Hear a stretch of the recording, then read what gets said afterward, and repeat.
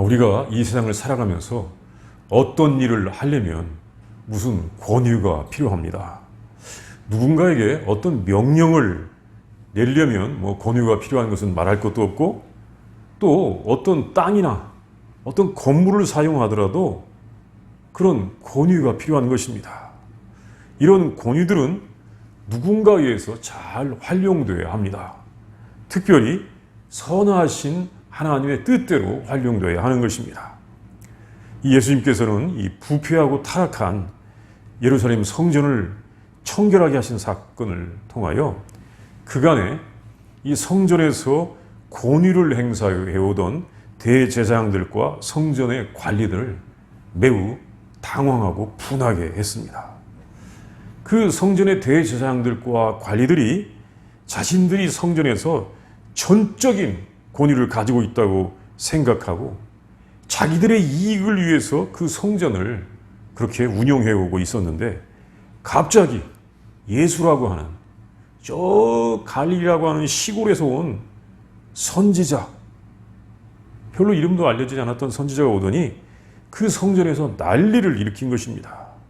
그래서 자기들의 이익을 위협하고 있었습니다. 그때 이 예수님께서 성전을 청결하게 하실 때 대제사장들과 성전의 관리들은 예수님께서 하시는 일들을 이렇게 금지하진 못하겠었습니다.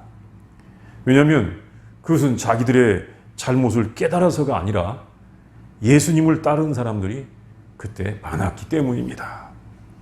예수님의 힘이 강하게 보였기 때문입니다. 그 불의를 행하는 사람들이 듣기에, 또 어디서 듣기에 예수님은 큰 능력을 가지고 있기에 많은 사람들이 예수님을 구세주로 생각하고 따르고 있었던 것입니다. 그런데 예수님께서는 그 능력으로 성전을 정복하시지는 않았습니다. 사실 그 능력 가지면 성전을 그냥 정복하는 건 문제가 없었을 텐데 정복하진 않았습니다. 잘못된 것들을 쫓아내신 다음에 거기서 멈추셨습니다. 즉각 심판을 실행하신 것이 아니라 경고하신 것이었습니다. 그리고는 물러가셨다가 다음 날 오셔서 성전에서 사람들을 가르치시고 또 그 중에 있는 병자들을 고쳐주셨습니다. 이것을 보고 대제사장과 그 장로들, 성전의 관리들이 예수님께 와서 예수님께 도전을 합니다. 당신이 지금 무슨 권위로 이런 일을 하고 있어? 누가 당신에게 이 권위를 주었소? 예수님의 의도를 탐색하는 것입니다. 그때 예수님께서는 아주 속 시원하게 대답을 하셨으면 좋을 텐데 그렇게 하시진 않고 더 좋은 방법을 택하셔서 우리에게 참 이 권위에 대한 중요한 교훈을 주셨습니다. 예수님이 이렇게 대답하셨습니다. 나도 너희에게 한 말을 물으리니 너희가 대답하면 나도 무슨 권위로 이런 일을 하는지 말하겠소. 요한의 세례가 어디서부터 왔습니까? 하늘로부터 왔느냐? 사람으로부터 왔느냐? 이 문제는 그 불의한 사람들이 대답하기 어려운 질문이었습니다. 그들은 이 질문에 대답하기 위하여 서로 상의를 했습니다. 그리고 상의한 중에 만일 하늘로부터라고 하면 왜 그를 믿지 아니하였느냐고 할 것이고, 또 그래서 사람으로부터라고 하면 많은 사람들이 요한을 참 선지자로 알고 있기 때문에 백성들이 두렵다. 그래서 그 사람들이 대답하기를 우리는 모릅니다. 알지 못합니다라고 대답을 하였습니다. 그러자 예수님께서도 그들의 질문에 말하기를 무슨 권위로 이런 일을 하는지 나도 대답하지 않겠다고 하셨습니다. 그들이 정직하게 대답하지 않자 예수님께서도 그 대답을 보유하신 것입니다. 그리고 그들에게 그 권위에 대하여 알 수 있는 중요한 비유를 주셨습니다. 여기서 지금 그 본문에도 권위라고 나와 있기 때문에 권위란 말을 쓰지만 이 권위란 말은 보통 권력이란 말입니다. 권력, 권세, 권리, 권한, 그런 걸 말합니다. 무슨 권한으로 이걸 하고 있어? 무슨 권력으로 이걸 하고 있어? 그런 권위, 무슨 권위로 하고 있어? 지금 그러니까 권위라고 하는 말이 익숙치가 않다면 권력이라든가 권한이라든가 권세라고 하는 말 또는 우리에게 잘 알려진 권리라는 말로 생각하면서 들으면 이해가 더 잘 될 수가 있습니다. 예수님께서 주신 비유가 아주 좋은 교훈을 주고 있습니다.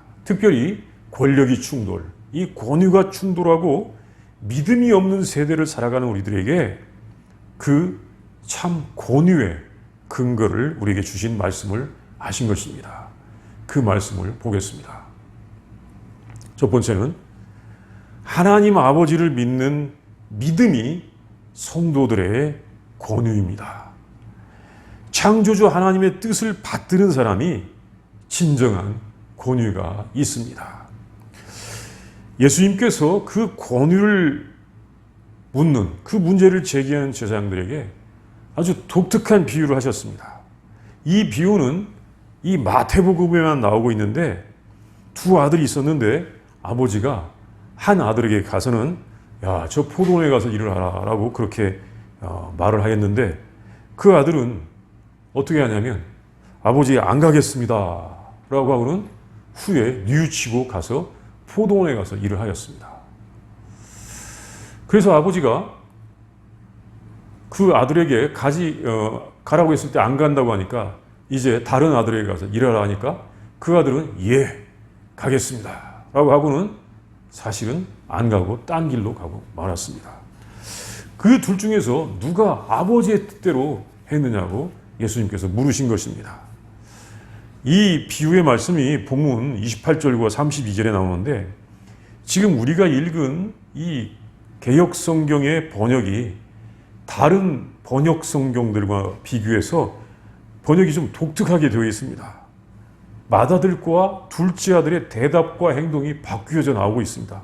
좀 의역을 한 것 같아요.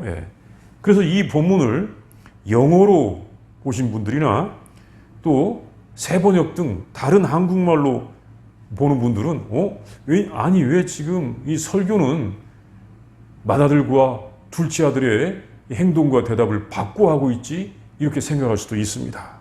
우리 성경의 번역이 좀 독특하게 의역이 되어 있어서 그렇습니다.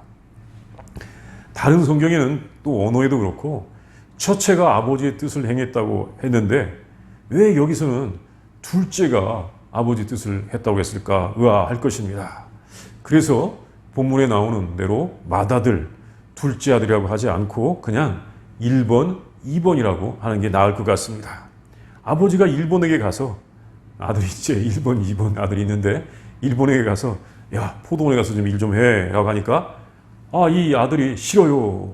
안 갑니다. 라고 말을 했습니다. 그러다 그는 뉘우치고는 포도원에 가서 일을 했습니다. 아버지가 이제 일본에게 가서 말하니까는 대답은 예, 가겠습니다. 하놓고는 대답만 잘해놓고 안 가고 말았습니다. 그때 이 1번과 2번 중에서 누가 아버지의 뜻대로 했느냐고 예수님께서 질문을 하셨을 때 예수님께 와서 문제를 제기했던 사람들은 대답은 잘했습니다. 그 뉘우치고 간 아들, 여기 1번, 그 아들이 아버지의 뜻대로 했다고 대답을 잘한 것입니다. 맞습니다. 처음에는 왜 그런지 몰라도 안 갑니다 라고 하였지만 뉘우치고 가서 아버지의 뜻을 받던 자가 아버지의 뜻을 행한 것입니다. 그 뉘우치고 가서 아버지의 뜻을 받던 사람들, 그 사람들을 가르쳐서 예수님께서는 누가 그들이라고 했냐면 세리와 창녀들이 그들이라고 하였습니다.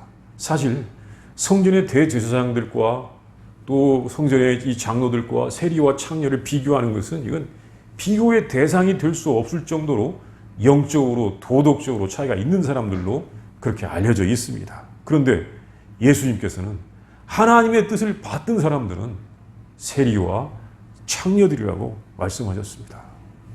죄인들이 회개하고 돌이켜서 하나님의 뜻을 받들었다는 것입니다. 반대로 대제사장들, 성전의 장로들은 하나님의 뜻대로 한다고 하면서 회개하지 아니하고 하나님의 뜻을 거역한 것이었습니다. 이 사람들은 껍데기로는 잘 민다고 하면서도 결국은 하나님의 뜻을 행하지 않았다는 것입니다. 이들은 이 31절에 보면 사실은 하나님 나라에도 들어가지 못할 사람들입니다. 성전의 대제사장이요 관리들이지만 하나님 나라에도 들어가지 못할 사람들, 그 사람들인 것입니다. 하나님의 뜻대로 하느냐 아니면 대답은 그럴싸하게 해놓고는 하나님의 뜻을 거역하느냐, 권위를 묻는 자들에게 너희는 하나님의 뜻을 행하고 있느냐고 그렇게 예수님께서 물으셨던 것입니다. 하나님의 나라에서의 권위는 하나님의 뜻을 행하는 것이 그 권위인 것입니다.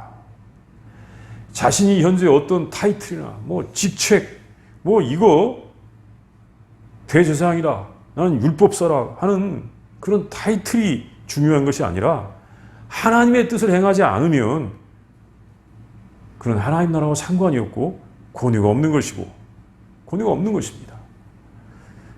회개하고 뒤늦게 왔을지라도 잘못해서 회개하고 뒤늦게 왔을지라도 하나님의 뜻을 행하는 사람이 권위가 있는 것입니다. 예수님은 그것을 말씀하셨습니다. 특별히 하나님을 섬기는 성전에 관한 권위는 하나님의 뜻대로 하는 성도들에게 있는 것입니다. 또한 성전뿐만 아니라 그 이외의 세상도 창조주 하나님의 뜻대로 하는 하나님의 사람이 그 권위를 갖고 있어야 하는 것입니다. 그런데 하나님의 뜻대로 하지 않는 사람들이 자신의 권위를 내세우고 성전과 또 이 세상을 어지럽히고 있는 것입니다. 다른 사람들은 그들의 이 폭력에 굴복하고 침묵하였지만 예수님께서는 그들이 진정한 권위가 없다는 것을 알려주셨습니다. 그리고 예수님께서 하나님의 뜻을 받들어서 예루살렘 성전에 불의한 것을 청소하셨던 것입니다. 창조주 하나님의 뜻을 받든 하나님의 백성들이 그 성전이나 세상에 권위를 가지는 것입니다. 그 권위로서 하나님의 일을 감당하는 우리들이 되어야 하는 것입니다. 이제 두 번째는 하나님을 믿는 믿음의 권위는 의로움의 권위입니다. 의로움이 하나님의 자녀들의 권위입니다. 대제사장들이 예수님께 이 권위에 대하여 질문하였을 때 예수님께서 이 세례 요한의 세례를 베푼 권위에 대하여 질문하셨었는데 그것은 그들로 하여금 대답하기 어려운 그런 문제를 내준 것이라기보다는 더 깊은 뜻이 있어 보입니다. 그것은 이 말씀하신 두 아들의 비유와 연결이 되어 있습니다. 이 두 아들의 비유의 끝에 예수님께서는 무슨 말씀하셨냐면 32절에 보면 요한이 의의 도로 너희에게 왔거늘 너희는 그를 믿지 아니하였으되 세리와 창녀는 믿었으며 너희는 이것을 보고도 끝내 뉘우쳐 믿지 아니하였다고 말씀하셨습니다. 세례 요한이 광야에 와서 이 회개의 세례를 전파할 때 많은 사람들이 그 권위를 인정하여 가서 세례를 받았습니다. 그의 권위는 의의 도의 권위였습니다. 의로움의 길, 옳은 길, 올바른 길, 그 권위를 가지고 세례 요한이 왔던 것입니다. 세례 요한이 광야에 나타났을 때 그는 예루살렘의 대제사장이나 그 높은 사람들이 보기에 인정할 만한 어떤 권위가 없었습니다. 그의 직위에서 또는 그의 자격증에서 또는 심지어 그의 가문에서도 그런 권위를 가질 수가 없었을 것입니다. 세례 요한이 가진 것이 있다면 그가 의로움을 위쳤던 것입니다. 이 세례 요한의 의로움의 교훈은 이제 누가복음 3장에 나오는데 그 누가복음 3장에 나오는 그 세례 요한의 의로움의 권위를 좀 잠깐 보도록 하겠습니다. 누가복음 3장 10절과 14절의 말씀, 10절에서 14절의 말씀을 우리가 한번 같이 읽어보도록 하겠습니다. 시작. 무리가 물어 이르되 그러면 우리가 무엇을 하리이까? 대답하여 이르되 옷 두 벌 있는 자는 옷 없는 자에게 나눠줄 것이요 먹을 것이 있는 자도 그렇게 할 것이니라 하고 세리들도 세례를 받고자 하여 와서 이르되 선생이여 우리는 무엇을 하리이까 하매 이르되 부과된 것 이외에는 거두지 말라 하고 군인들도 물어 이르되 우리는 무엇을 하리이까 하매 이르되 사람에게서 강탈하지 말며 거짓으로 고발하지 말고 받는 급료를 족한 줄로 알라 하니라. 이 요한이 외친 이 말씀 가운데는 사실 이것은 하나님의 계명과 율법을 요약한 것입니다. 뭐 요한이 독자적으로 창조적으로 말한 것이 아니고 하나님의 계명과 율법 그것을 말한 것이었습니다. 하나님의 계명과 율법이 의로운 것입니다.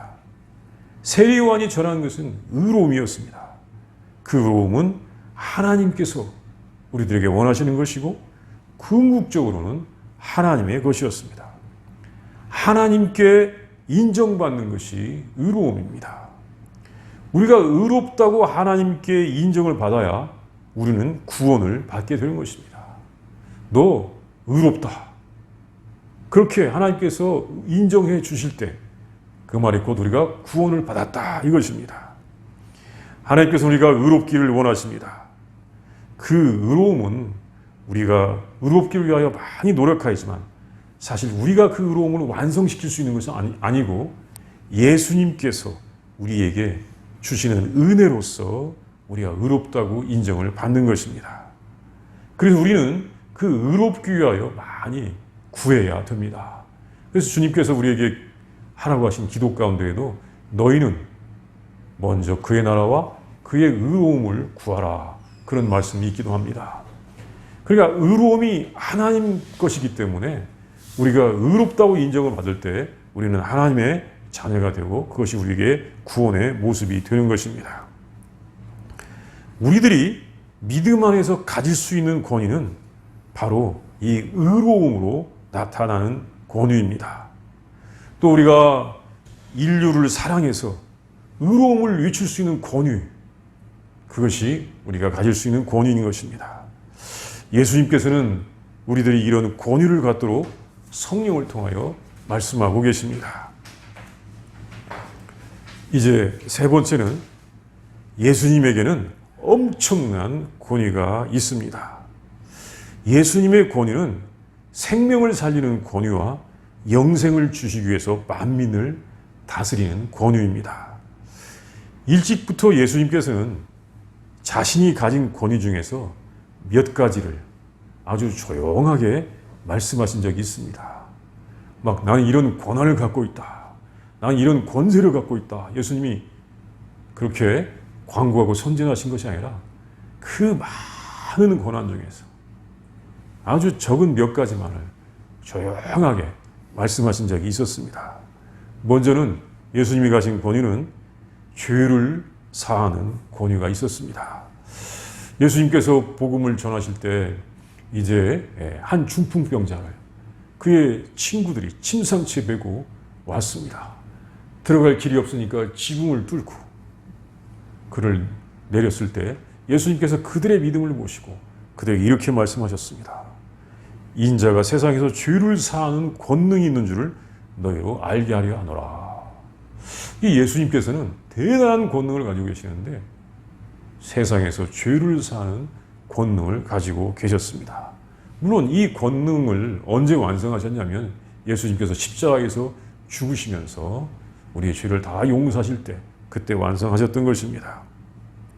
또 예수님께서 나는 이 권능을 가지고 있다라고 광고하거나 말씀하신 적은 한 번도 없지만 예수님은 그 권위를 행사해서 많은 사람들을 살리셨는데 어떤 권위냐면 귀신을 쫓아내면서 귀신을 쫓아내고 모든 병과 모든 약한 것을 고치는 권능이었습니다.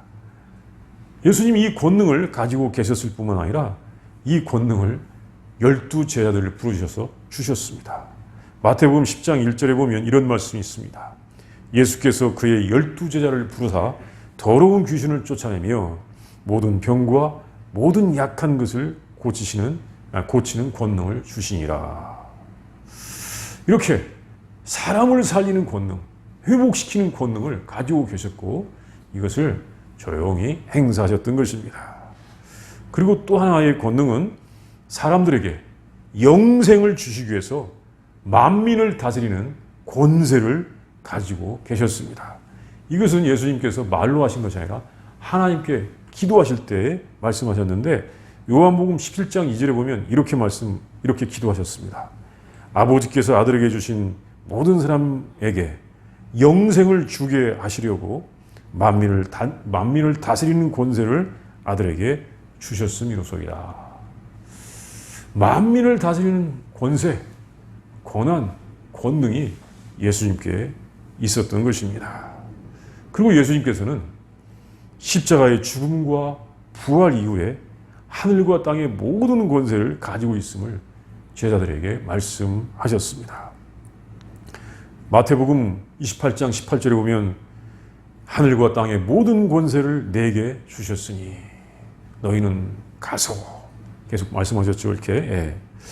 이와 같이 예수님께서는 이 세상에서 가장 크고 중요한 권위를 가지고 계셨습니다. 생명을 살리는 권세, 사람들에게 영생을 주시는 권세, 정말 그 권세는 대단한 권세인데 이 권세를 하늘과 땅의 권세라고도 표현하셨습니다. 하나님의 권세를 가지고 계셨습니다. 그래서 예수님께서는 이 세상에서 그 권세를 믿는 자들에게, 예수님이 권세를 가지고 계신 것을 믿는 자들에게 엄청난 일을 하셨습니다.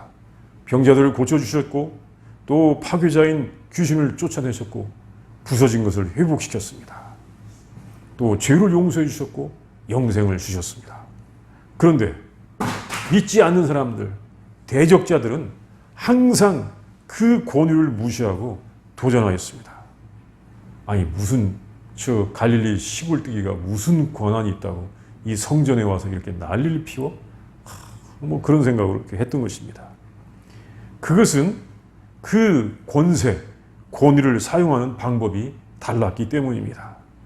예수님께서는 그 권위를 생명들을 살리고 영생을 주시기 위하여 사랑의 방법으로 사용하셨고 이 땅의 사람들은 자신들의 탐욕과 명예와 재물을 위해서 힘과 폭력의 방법으로 그 권세를 사용했었기 때문입니다. 그래서 이것들이 충돌할 수밖에 없는 상황이기도 했습니다. 그러니까 예수님의 권위의 사용의 방법을 모르는 사람들이 와서 예수님께서 하시는 귀한 일을 보고도 회개하지 않냐고, 당신이 지금 무슨 권세로 이것을 하고 있어? 라고 그렇게 도전했던 것입니다. 자, 우리는 생명을 살리고 영생을 주시는 우리 예수님을 믿는 제자들입니다. 예수님의 제자들의 권위는 하나님의 뜻을 행하는 것이며 의로움의 길을 가는 것입니다.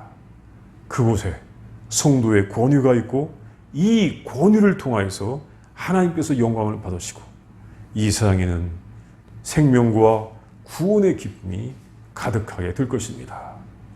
우리가 예수님이 가진 권위, 그 권세의 내용을 잘 알고 예수님의 제자로서 예수님께서 우리에게 원하시는 그 권세를 갖는 우리들이 다 되도록 해야 할 것입니다.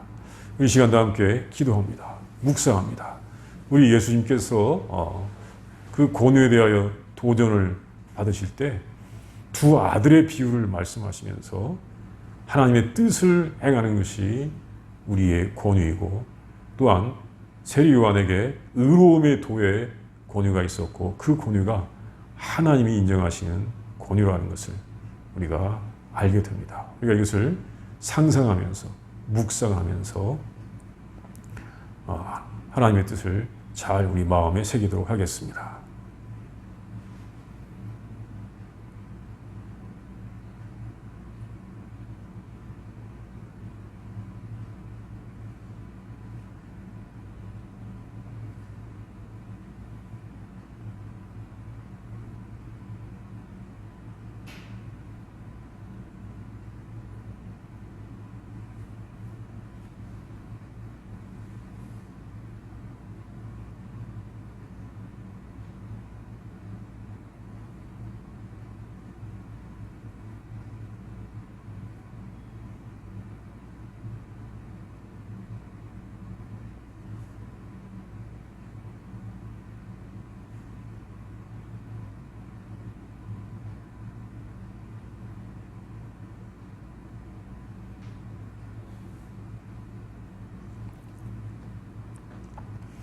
생명의 하나님, 사랑의 하나님, 구원의 하나님, 우리 예수님을 통하여 참된 하나님의 뜻을 알려주시니 감사합니다.